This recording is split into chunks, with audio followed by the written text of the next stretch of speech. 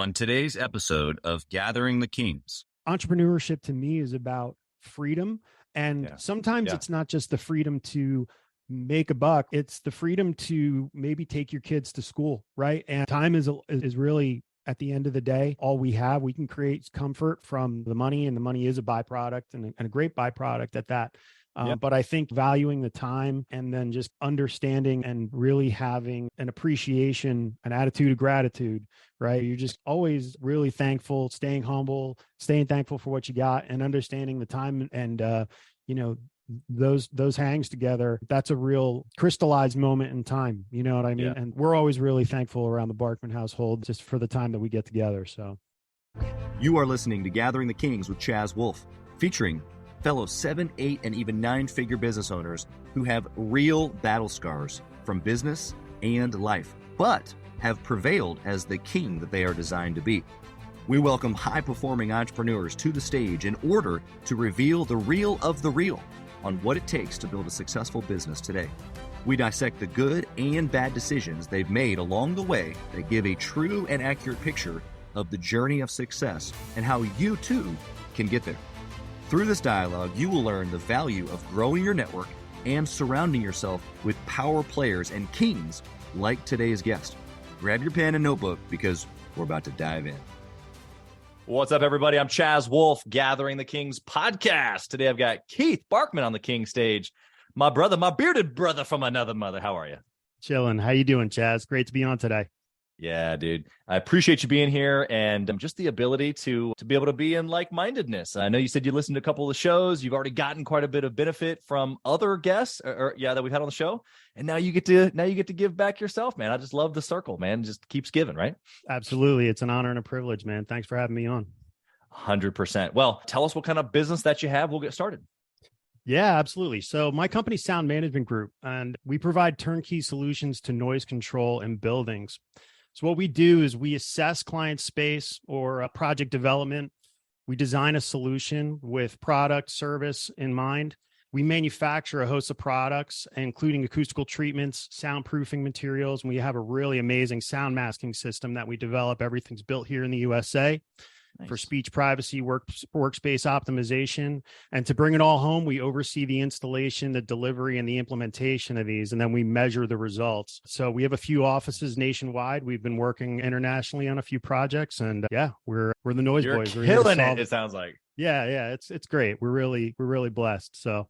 Well, I can think of two people that need you. Immediately myself, I'm in my studio, as you can see, but my studio is in my house, which I love. I love that I can pop outside and see the kiddos. No doubt. But I can still hear them little guys. That's why I got the big expensive mic, so that even if I can hear them, you can't. But we might need your soundproofing. But more than that, I had some space a couple years ago in like a co-working WeWork space. Yeah. And those places suck for sound. Yeah, glass everywhere. It looks cool, but sounds terrible, man. Yeah, you know what? Typically, what architecturally looks great doesn't do too much for us sound-wise, or it does a little too much, right? You know, sometimes you get into some of those rooms, they look awesome, but they sound like an echo chamber. And that's right. You know, if it sometimes it's a little too much to be in a meeting for 3 hours in one of those rooms. That sounds kind of like a fishbowl. So hopefully if we're doing our job the right way, we can kind of come in and come up with a solution, something that looks great, sounds great, and, delivers just a much more comfortable working and living environment. So, and we do split, a lot of the work between residential, commercial, government work. So it's been really a great journey. So that's cool. Have you seen through COVID and just the transition of more of the co-working space and or even people working from home, have you seen like a spike in those areas? Yeah, well, so it's interesting you asked that. So there's a couple things, right? You have the working from home environment where everyone's office kind of, maybe was the kitchen table, right? And you had folks who normally weren't working from home. They were kind of trying to manage Zooms while they were also teaching their kids, and that posed its own challenges. And then you have the return to office, right? So you now have folks who are used to maybe a serene or a little less chaotic environment. As they're coming back into the office, they're realizing, Janet and HR can hear all of my conversations, or maybe even worse, I can hear all of Janet's conversations in HR, or the C-suite can kind of overhear, right? And so some of these issues that maybe were ignored before or kind of put on the back burner. Now they're kind of coming to light because there's a little bit of a difference in environments. So we like to kind of each project, provides its own, kind of home for different solutions. So we like to kind of come in with open eyes on each project and hopefully come up with something that is usable, looks good, and sounds good for the end user. That's awesome. All I could think about was, years ago when I was in sales and in phone sales, and, and then eventually a sales manager in that environment. And, I had 10, 15, super loud salespeople. We were in cubicles. We had music playing, people cheering, meetings going on. It was totally the Wolf of Wall Street environment, just crazy. And I'd have the new guy inevitably come out, who probably is similar to a guy right now returning to an office after being home by himself, going, "Hey, can you turn it down?" I'm like, "What? Nah, I ain't turning it down, man. Just sit down and close the deal." That's so funny, man. We actually just did a law office. My office is in Southern California. We just did a law office, and they're going over case files, and it's very quiet and it's very diligent, kind of task related focus work. Right. And on the other side, the shared wall, this used to be two suites that were in the same office. Right. Okay. And they built this kind of like really kind of questionable pony wall in between, and the other side was this Wolf of Wall Street. It's this corporate recruiter, and every morning they're like, "What's up?" Like they're playing music. That's right. And we're getting hyped, and so trying to have both of these environments work at the same time and kind of create a little symbiosis and not have to say, "Well, you guys can't have your meeting anymore," or "You can't do focus work." We ended up coming up with a solution that was both, sound absorption, soundproofing materials, reinforcing that wall, and then we used sound masking on the law side just so we weren't fighting against like the library effect in that office. If it was so quiet that you could hear a pin drop, we needed a kind of a hybrid solution. So we were really happy to be able to offer that to the end user. So that's incredible. Well, I think if anybody across the country has an office with that type of environment or problem, I mean, I can't imagine that there are many guys like you with an expertise like you do. So it's incredible that you offer that.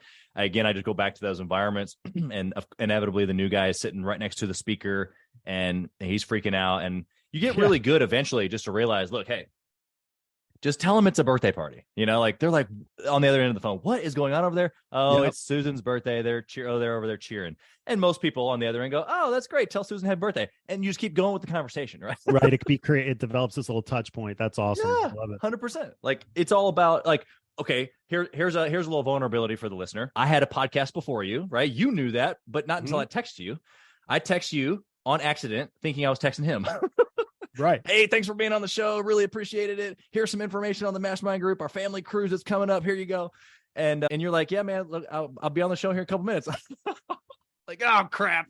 I was like, this guy's on it, man. I'm getting follow-up texts before the call starts. Before the call. Right. But to your point, it created an opportunity where now we have something to laugh about. It's not really that big of a deal. Of course. And now we have a story to tell, Of course, man. Definitely. All right. So I want to know, this is a new question because I told you I'm going to sprinkle in a couple. I want to know who inspires you. Oh, man. Oh, this is great. I have so many. This is great. There are so many points of inspiration that I can really draw from. I really would have to say my heroes kind of walk among me. It's my family, my wife, luckily my in-laws. I mean, I am just surrounded by a great family, a great network and support system, and my friends too. I've heard it said before, you show me your friends, I'll show you your future. That's right. And I just am really lucky to be surrounded by such a great family, a supportive wife who is awesome in her own right, and just such a great business mind in her own right. And then just, a great friend group and a great network. I think, having the heroes around you is a great thing. It's a great outlook. Totally. No, and I respect that too. I think that it's difficult as entrepreneurs, right? To be able to, I mean, maybe curate that network sometimes, but man, when it starts with the family, I think that it just is so much more of a solid building ground, really, because if there's not chaos, if there's not discord, if there's not this battle, if you will, in the family, then there it can be easier sometimes to build on relationships beyond that, is my point. And so it sounds like you've been able to do that. So I'm going to dig in more in that here in a little bit, but tell us how you got started in the business. I mean, this is a super unique business. You guys are crushing it. You're international. Give us a little bit of the story, the journey up until now.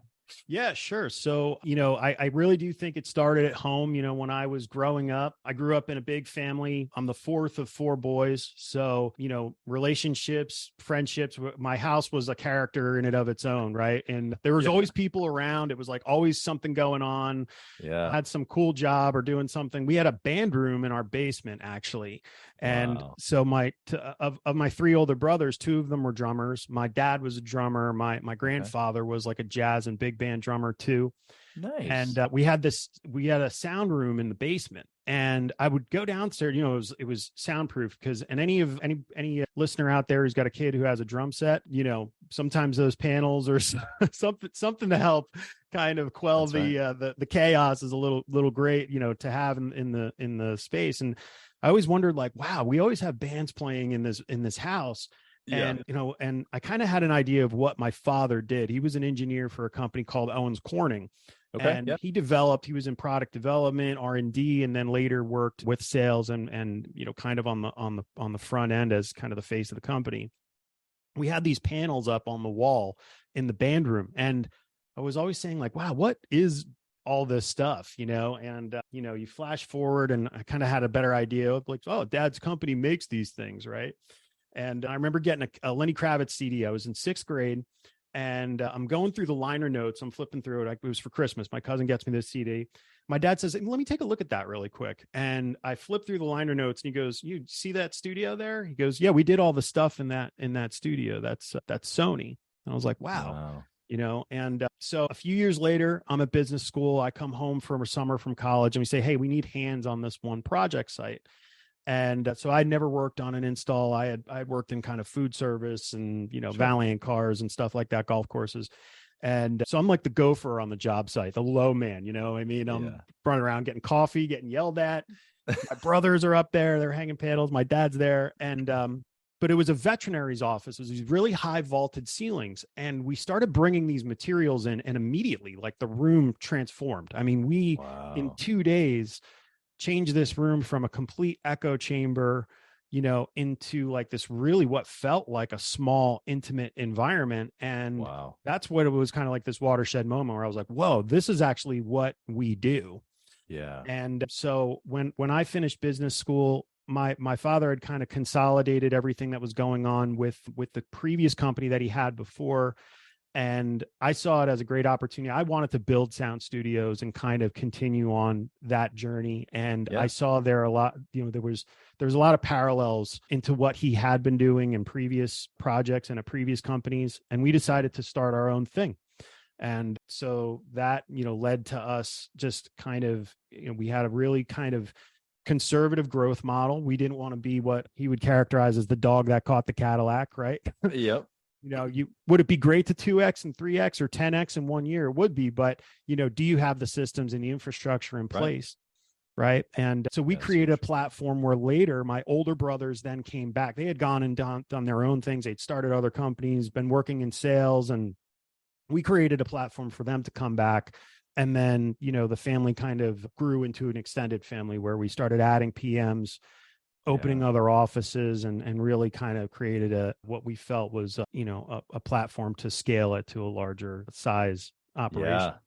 Incredible. Like, you had the insight or maybe even foresight to be able to see what your dad was doing, but see it bigger. Also, too, just real quick, I don't know if I've heard someone else put maybe it in language, but I felt it as soon as you said, like, the sustainable growth model, basically. Mm-hmm. And I've talked about this on the show as well as with plenty of Mastermind members, but it's like, look, man, 10x, 100x, like, let's do it. Like, growth solves everything, right? Sure. Like, I'm all about it, but I also want to be around in 100 years. Maybe not me personally, but I love the brand, my children, someone else. Like, like, am I just doing this to make money, or is this like a thing? Because if I want it to be a thing that lasts a long time, there's just some like principles that we got to work through. And some of those things can't be rushed. And if they are rushed, it destroys the very thing that you're trying to create. So I just love that perspective. Has that been true all these years of you guys building a business like this? Yeah, it really has been, because I think that metered growth is something that both, it allows you to, and I love, and I've heard this said on the pod before, the statement, but sometimes we're all kind of building your ship as you're at sea, right? Yeah. And these changes as entrepreneurs, they're critical. A larger company, these big battleships that kind of move very slowly, right? They can make $1 million mistakes, right? They can kind of go into like this debt valuation, and it like, we don't really operate. At least I don't, I can't speak for everyone, but we don't operate by that same set of rules. We have to kind of make critical decisions. And for us, it's been, a way where we can implement the processes and not get too big and grow to a point where we're compromising then some of the efficacy, right? The solution and the actual good work that you can do, right? Sure. Because if I know so many great carpenters that were really lousy accountants, right? And they tried to do it all. And rather than, and maybe from an ego or maybe just a lack of knowledge standpoint, but you do have to rely on professionals and other folks to kind of bring in their expertise and like kind of let the all-stars shine at their value positions, right? And that's right. So that's been something that I think we've kept really close close to us in terms of how we're growing and making sure that we're not losing sight of doing good work just to kind of, scale, with innumerably, right? And also as another point too, if you set these really high standards of like, okay, this year, it's going to be 3x growth from what's going on last year, right? Well, if you don't hit that number, do you feel like it's kind of the year is somewhat of a failure, or are you setting these expectations, not to say don't set high expectations, but also keep it real, like be grounded and understand that, positive growth and metered growth is sustainable and is a great thing too. Yeah, I think it comes down to like the why of like, well, why, right? And I think a lot of times we set the what appears to be unrealistic targets based out of either that we just don't know and we're just charging the hill, or out of greed, or out of just sheer ambition with no calculated plan. And there's a level of that, like you got to have some ambition to be in business to begin with. So like we have this thing inside of us both, as well as the listener, right? But then there's the other side of it where you call it metered growth, or this thing that builds something sustainable. And so I guess my question to end this off before we move on to the next topic is, how do you personally, like, it sounds like you've curbed the monster, the ambitious monster a little bit. You've got him metered, you got him put in check, and we got this systematic growth thing. How do you keep him alive inside the box, if you will? Not to say that you put him in the box per se, but a little bit, like he's in the box, but he's still on fire. How does that dynamic work? Yeah, that's a great question. The monster's definitely there. So we got to kind of keep him in check certain times. I think what we do is that we have certain, we'll have certain like specs for like the beginning of the year, right? We'll have, our annual like kind of goals. And some of those are add-ons that are going to be fun components, right? They're going to be, they're going to be a prize for a sale, like a sales goal, right? Like it's like prize driven and a positive, environment that, it might be a cost outlay that's going to be happening on the books, but it's something that it's like, it's this wish list item that we've wanted to do for years. Right. And then there's some boring stuff that we kind of keep up. Well, we're going to make sure that the IP portfolio is rounded out here, or now I am excited by IP, but but I'm like in it all the time. Right. So for us, it's like these little wish list items. We try to remain understanding of where it is our money is going and understand that, you also have to kind of tell the why internally of like, hey, this is why we're we're putting this aside, and this wish list item is going to be, this is the fruit of your efforts, right? Yeah. And we also like to take a look at that kind of macro level and step back and say, hey, remember like 5 years ago, all of those wish list items happened, right? Yeah. So it's in the day to day, I think it's very easy for us to kind of get caught up and feel like we're kind of in some kind of minutia at times. But really, if you step back and say, man, a year ago we were doing this and this, and this got done, right? So X, Y, and Z got done. And 5 years ago, goodness, like, can you even, could you even have imagined it have been, at this point? And so I think taking pause and then just, feeding the monster a little bit, you know what I mean? You gotta, can't keep them alive always. You got to still keep rocking and rolling. So yeah, I think it's a never ending battle for all entrepreneurs, probably more so for the other way. I think probably most listeners don't know how to tame the beast enough or in a way that's productive enough, right? Like where you've got this metered approach, which I think is just poised. It's mature. It's like, hey, look, it's almost like in alignment with delayed gratification. Like all these decisions that I've made as a youngster, but building businesses in my 20s, pouring every last dime back into the businesses, buying real estate, like all of those decisions have led to cool things now in my 30s and even way cooler things in my 40s, 50s, 60s, 70s, 80s that I'll be able to do with my kids and grandkids. And so it's the same vein of like, look, let's just do what's right. The stuff will come, like whether it's physical material stuff or whether it's success, fame, whatever. It's just do the right thing, do it for a long enough period of time, and it's inevitable is kind of what I'm picking up. Would you like to add anything? Absolutely. Motion to the ocean, maybe. There you go. Okay. I want to know, inside of these years that you've had for success, looking back, is there a personality trait or characteristic trait that you have that's unexpectedly kept you from success? Yeah, I think analysis paralysis and the want for perfection, right? Yeah, sure. I think that a lot of times especially in social media these days, you may stop. Like I remember I hung up playing guitar, right? Because for years. And because, not only was I not Eddie Van Halen, like right out of the gate. Right. And the expectation was like, I was also surrounded by guys when I was playing, in bands and, I was like around these like wonderkin prodigy kids, and everyone's got their own intelligence, right? So it doesn't necessarily mean that I wouldn't, can't get there or wouldn't have gotten there. But, I know what definitely won't get me there is hanging it up. Right. But managing the expectations, like, if you want to get into just same for business, but if you wanted to get into health and fitness, don't think you're going to get on the road and start running and you're going to be an ultra marathoner. It just doesn't work that way. And so you have to also, I think that initially when I was younger, instead of that metered growth, I wanted immediate gratification and immediate results and kind of perfection out of the gate. And, I'm okay. I'm okay with being, the white belt, you know, and understanding that to get to be a brown belt or a purple belt or a black belt, it takes time and it's a labor of love. And there's going to be certain things where your intelligences will accelerate that growth and you'll be seeing quicker. Yeah. There are other things where you're just going to have to put in the hours, So well said.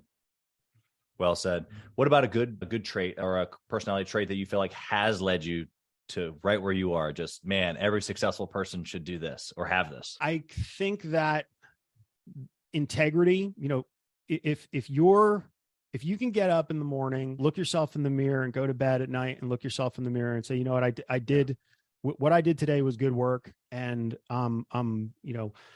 the byproduct of that will be success, but you have to be true to yourself and true to the work that you're doing. Know that no matter what task it is, you can do it well. It could be, cleaning, it could be cleaning your sink, you know what I mean? But like, don't half step it, because you still got a dirty sink at the end of the 5 minutes that you spent. So it's your choice how you want to spend that time. For me, what's worked for me is just doing good work first, and then the success, the money, everything else will be a byproduct of that. So yeah, I agree. All right, well, let's parlay these this good and bad difference into our decision making. Big part of the show here. Want to know of a good decision, especially if you can think of one early on where you can think back and just led you to success, or this one decision kind of led to maybe a domino of other decisions that led to success. What is it? Sure. So I had a client, a residential project years ago. This was around 10 or 11 years ago. And what ended up happening was it was the client wanted a seamless 10-foot by 11-foot panel for a basement, like kind of like a media room, like a viewing room, right? Had to be seamless. Now, think about a 10 by 11-foot piece of artwork, right? We'd have to start knocking down walls, and like, you can't prefabricate that. Right. And at that time we were doing just a lot of prefabricated material. And, so I did some research, and instead of just saying no out of the gate, I did a little research, and I realized that we would have to learn a new trade and actually bring in a different type of system. So I talked to the architect, I talked to the client, said, look, this is our timeline for being able to, yes, we can do it, but this is the time we're going to need to do it. Right. Mm-hmm. So I ended up bringing another project manager, carpenter, out with me.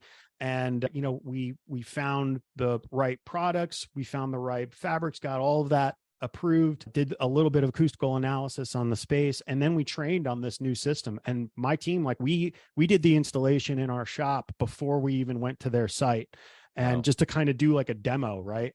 And then, flash forward around 10, 11 years later, that site built system accounts for around 20-25% of what our sales are. Yeah. So, it was instead of kind of looking at it from either an immediate no standpoint or an ego standpoint, like, we just don't do this kind of a thing. I looked at it as like, look, this might open up a few different doors for us and kind of gives us a little more versatility. We like to try to be like this, like Swiss Army knife of like soundproofing and acoustics. Yeah. And this really rounded us out. So, maybe to other folks out there listening, maybe you can look to another angle, another product, or another service that you can offer that kind of increases, it's not instead of what you're doing, but it's in addition to. Yeah. And that for us really opened up a lot of doors and led to a lot of downstream success. Yeah, especially if you have people asking for it. Now, just because a customer asks for it doesn't mean that you should do it. Mm-mm. But I love your answer there. It was, hang on, let me look, right? And you did some research, and then you determined that it was a good fit. It wasn't the pressure of this person wants it, or I need this job. There's like this external, like we need to get this money somehow. And so you kind of like, stumble through it. It was like, no, actually, based on the research, I feel like this could really, like you said, round us out. I feel the exact same way, similar, just 30 seconds here, on the family mastermind cruise that we're doing later this year. It'll be our first one. We're going to probably open it up to about 20 families. It's going to be super limited, maybe more next year, but there's this theme that guys talking to guys just like you for, 240, 250 episodes now. And there's this theme of, man, I'm a high driver in my business. I want to be a high driver in my family. And man, I love those little guys and I love my wife, but I just kind of want to, it's hard to bring it all together, And so if I could facilitate something where it literally enables family and marriage and business talk and family vacation all in the same thing, I presented it to my wife, and my wife was like, hallelujah, Oh yeah. So it's like, it's not masterminding with business owners, but it is. It's just right over here. And I felt like it rounded out exactly what it is our brand really is about, which is not just business, but the family, the marriage, like who you are as an individual, being elite in all areas. And so I just appreciate that perspective, because I think if you can do that inside your business as a listener listening right now, it doesn't have to be something that you are pressured into, but if it makes sense, if it's an alignment, years down the road, maybe it's 25% of your income. Right. Absolutely. All right. Well, let's go to a bad decision. Something that you did that, it didn't end well at all. And you're vulnerable enough to share it with us. Yeah. I had to I had to go through there's a laundry list of a few of these. I think the common theme of that jumps out to me when I was when thinking about this. So we like everything is about process and lack of process. Any bad decision we've made, it started with good intentions, and it usually the break point was not having a system in place to kind of adapt. So particularly one that jumped out to me was we had this project database tool we invested in for design build projects. So there's two. There's tenant improvement. There's kind of buildings that exist that have issues where we got to come in. And then there's, buildings that don't exist yet. And so we wanted to get a little more years back. We wanted to get a little more involved in those projects. And we signed up for this really bell and whistle service. And, we got all these seats, and it's this big investment on our end. And, initially it was everybody's job, which means it was nobody's job. Right. And we never built in that, it was like a fancy gym membership, right? We bought it and we paid for the whole year, but we never went. And then we started pointing fingers and saying, well, why do we not see gains, bro? Like, we weren't just using it, and it's just like, you can have the membership, right? But you got to do the work. And, luckily we pivoted pretty quickly, and within, as we evaluated it, the first kind of quarter we were signed up for this year, and we were like, look, we got to make, we got to put some hours in on this thing, everyone. And we have to start as our weekly or bi-monthly kind of meetings. We got to start to follow up and create an accountability stream on okay, whose projects are these, where are we assigning them, and what's the process? And so it ended up being something that we were able to, initially it was a disaster. So, and it was all relating to process, just not having one. Yeah. We had an in-person mastermind here at my house back in November. And there's a gentleman in our Gathering the Kings group. He's a big GC, probably 400 million or so in revenue. Awesome. And he said this, he said, a process can usually always be traced back to a problem. And you created the process because you had this big old problem. And, but that's okay. Sometimes you can catch them ahead. You can predict, right? Like what the problem's going to be. So you'll create the process, but a lot of times it's based on the problem. And so his point was to go back and review often, because when you can pinpoint those problems, then you can then create the process for the future so it doesn't happen again. Because in essence, you're an idiot if you keep repeating the same problem over and over and over again, right? Absolutely, man. Couldn't have said it better. Especially in a project-based business like yours. Oh, definitely, yeah. And that's a great. It creates a great opportunity. Those problems, you can look at them as and you can be upset about them, but really looking at it and just trying to kind of create an opportunity, and just looking. Sometimes it's not a full sale pivot, 180, right? It's just a tweak or just an improvement that you can make. And, so we looked at it rather than once we stopped yelling at each other for a little bit, we then, said, okay, let's figure out how do we make this kind of thing, turn green for us, and where, let's talk about where the break point is and what happened. And then, let's go from there. Let's move, make it a positive. Exactly. All right. I'm going to go to our speed round here. Keith, I want to know a couple of different angled answers coming from, especially your experience here of being analytical, especially. So the first one being KPI driven. What's the most important KPI? Or the way I like to say it is, if you could only pick one, like literally only pick one, what would it be? Oh, I love this question. This maybe is one of my favorites too. I think for us, it's got to be lead generation and conversion. To us, there certainly is a certain amount of housekeeping, but getting in front of new clients and telling the story, that to us is what's really helped that steady growth. Yeah, especially in a project-based business, because you're going to get referrals on the back end, but the pipeline is the determination of your business. 100%.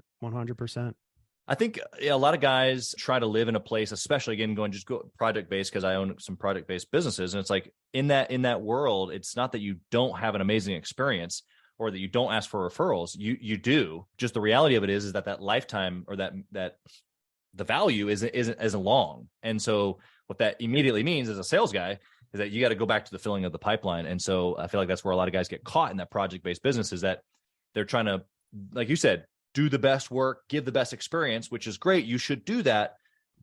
But if you forget about the front end, you're quickly going to be left without anybody to do a good job for. 100, man.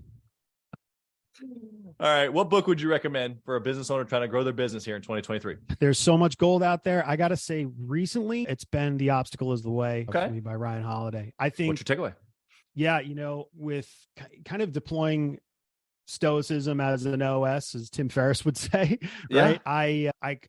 I can tend to be a higher EQ component individual at times. And I think, just really kind of trying to, some of the stories that, and, like Teddy Roosevelt's story, I mean, just everybody listen to it or read it. And I love to get some feedback from other kings and queens out there. It's just, for me, it's been just such a great centering, focus. It's a part of just meditation, prayer for me. I just really love stoicism, and that doesn't mean complete detachment. Right. That just means kind of just, to me, it really means, staying cool under pressure, understanding the wins and the losses, and just, operating with that as your kind of your OS. So.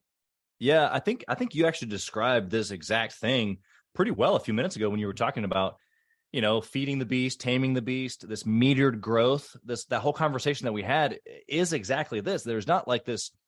You don't put him in the closet, right, and close the door and then never let him out. And he's supposed to be on his best behavior and be all buttoned up and lined up all the time. But there's this ability to control circumstance, or at least yourself in the circumstance. Would you agree with that? 100%, and another great, tie-in would be like, you can, I mean, right. Living in Southern California, you can get mad at the traffic. Like you can, you can spend your drive. You can be cursing left and right and screaming and honking, or, you can just understand that there's no real control that you have over that. That's right. And so you determine and you have the power on how you handle the externals in your life. And once you realize that, it's a lot easier. It's a much more fun drive for me. That's right. Exactly. Well, it becomes purposeful now because you already have good expectations, and you know how to not only manage yourself, but now manage the actual time, because you're going to have the hour. You might as well not spend it pissed. You might as well just be productive and listen to Gathering the Kings podcast. 100%. All right, brother. My next question for you is about your family. I want to know what you've implemented over these years to have this family business, like I'm obsessed about both dynamic. Yeah, it's a great question. I think that the balance, having grown up with serial entrepreneurs from my family, that managing that balance, just like you were talking about with, the upcoming cruise, this is about entrepreneurship. To me, is about freedom. And sometimes it's not just the freedom to make a buck, right? It's the freedom to maybe take your kids to school, right? And, or maybe have, that time is really, at the end of the day, all we have. We can create comfort from the money, and the money is a byproduct, and a great byproduct at that.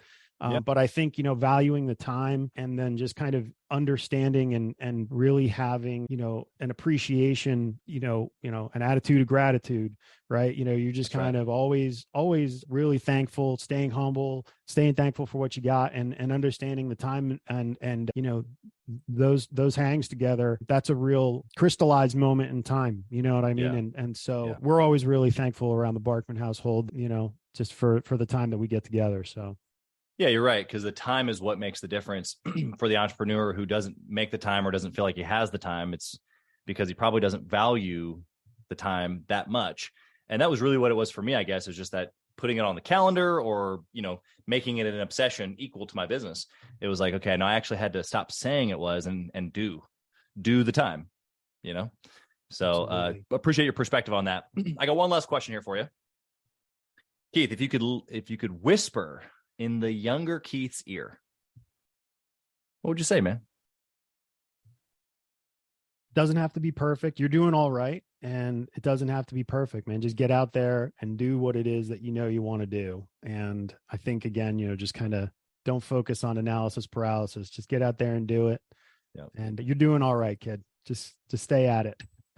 I love it, man. Such encouraging words to a younger you and me. So many others too, I'm sure, especially for those that are out there that fall into that perfectionism, that high standard. It's not about lowering it. It's about giving yourself freedom just to go for it. Just go for it. Just jump. Absolutely. Oh, and start running and lifting earlier. Amen. You don't have to wait and invest in a Microsoft and a Tesla. And yeah. Oh my gosh. Yeah. Those two. The Back to the Future, the sports book or whatever. No, I just think it's, just not being, don't sweat the small stuff. Right. And it doesn't have to be perfect. Just get out there and do it. I love it. Keith, you've been incredible. How can the listener find you? Obviously, you guys do business, commercial, residential across the country and even internationally now. So if they need your services, how can they find you? Or if they're just an entrepreneur, they want to reach out, pick your brain, where can they do that? Yeah, absolutely. So you can find, my company, Sound Management Group. You can find it at soundmanagementgroup.com. Our Insta is Sound Management Group LLC. You can find me on LinkedIn, Keith Barkman, Barkman. I'm on a bunch of the other socials too, but, give me a shout if you have any questions. I'd love to connect. And thank you so much for this opportunity, Chaz. I really do appreciate it. And it's an honor and a privilege, man. Well, you're welcome. I'm the one that needs to thank you for dropping nuggets on us and the encouragement, as well as just being real, man. I appreciate just a good story, but your story is one of, I think that metered growth that you talked about is just such a beautiful way to say it. And I just really respect it, honestly, because your company is going to be around and around and around and around because of the decisions that you've made and are continuing to make. And so it's going to be fun to run with you, brother. So I appreciate you being here. Thank you for pouring into the audience. We bless you and your family, and good luck in 2023. You too, brother. Thank you so much. Thank you for listening to Gathering the Kings today. I hope that you were able to pull out a few nuggets to go apply into your business right away. More importantly, though, I hope that you're realizing that it takes more to be successful than just being by yourself, doing it all on your own, carrying the weight all by yourself. What I have realized, not only in my own journey from multiple businesses and multiple different industries, and now interviewing literally over 200 or 300 other very successful 7, 8, and 9-figure business owners, is that it's tough to do it alone. And so Gathering the Kings literally exists to bring together successful entrepreneurs. In fact, we are putting together 1,000 kings, specifically who are grateful but not done. We're intentionally assembling kings who fight tooth and nail for their business, family, and communities. And here's what we believe, that in the pursuit of excellence in those areas, that it ignites within us the responsibility to govern power and forge a lasting legacy. So if that relates and resonates with you, and you know that you need people around you, sharp, qualified, other very successful business owners, I want you to go to gatheringthekings.com. I want you to take a look at what we're doing and see if it makes sense for you to be part of our pursuit to 1,000 kings. Talk soon.